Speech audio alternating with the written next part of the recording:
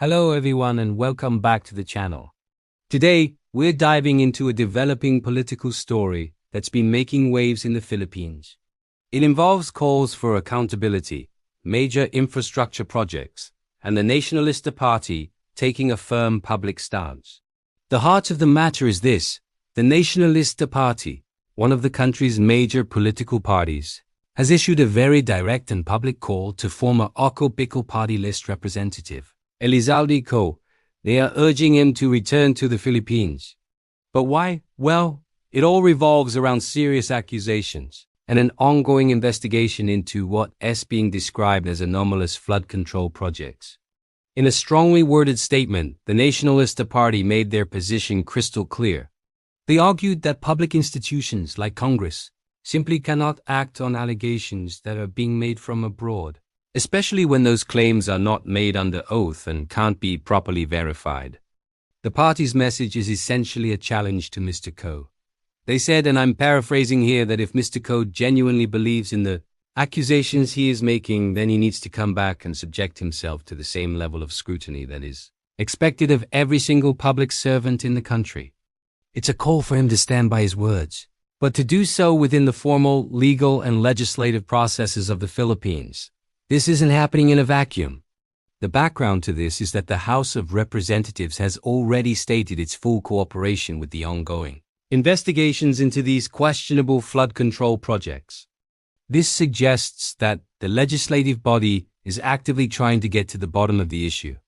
The Nacionalista Party seems to be framing their statement as the next logical step in that process. They believe that the ball is now in Mr. Co's court. According to the party, the responsible course of action now rests solely with Mr. Co. They've emphasized that until he comes home, formally testifies before the appropriate bodies, and places his claims under oath, his statements are seen as a distraction. A distraction from what, you ask? From the reforms and good governance initiatives that Congress is currently trying to push forward. In essence, they re-saying that these long-distance allegations are hindering progress and that the only way to move forward is for Mr. Co to participate directly in the investigation. This stance also serves as a powerful message of political alignment and support. The Nacionalista Party concluded their statement by explicitly declaring where they stand.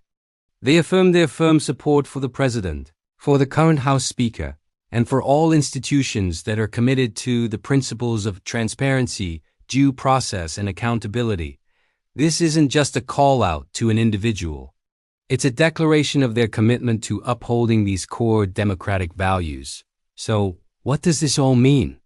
We're looking at a situation where a major political party is leveraging public pressure to compel a former lawmaker to return and face a formal inquiry. It highlights the serious nature of the allegations surrounding these public works projects. The term anomalous suggests irregularities. And when you're talking about flood control, you're talking about projects that directly impact the safety and well-being of countless communities, not to mention the massive amounts of taxpayer money involved. The party's focus on due process is also key. They are not prejudging the case. Instead, they are insisting that the proper established procedures must be followed. This means presenting evidence, testifying under oath, and allowing for cross-examination within a formal setting, whether it's a congressional hearing or a court of law. Airing grievances from afar, they argue, bypasses this entire system of accountability. This story will likely continue to evolve. The big question now is, how will Mr. Elizaldy Co respond to this very public and direct call from the Nacionalista Party? Will he return to the Philippines to make his case in a formal setting?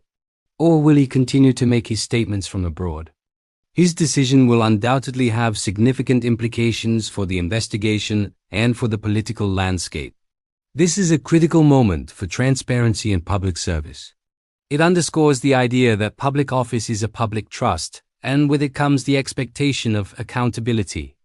When questions of this magnitude arise, especially concerning the use of public funds, there is a demand for clear answers and a transparent process to find them. The Nacionalista Party has drawn a line in the sand, and now many are waiting to see what happens next. We will definitely be keeping a close eye on this story as it unfolds. It touches on so many important themes: political responsibility, the integrity of public works, and the fundamental importance of due process in a democracy. What are your thoughts on this situation? Do you think public figures should be required to face allegations on home soil? Let me know your perspective in the comments section below. I'm always interested to read your take on these complex issues. That's all the time we have for today. Thanks for tuning in and getting informed with us. If you found this breakdown helpful, please give this video a like and consider subscribing to the channel for more in-depth analysis of the stories that matter. Don't forget to hit that notification bell so you won't miss our future updates. Until next time, stay engaged and stay informed. Thanks for watching.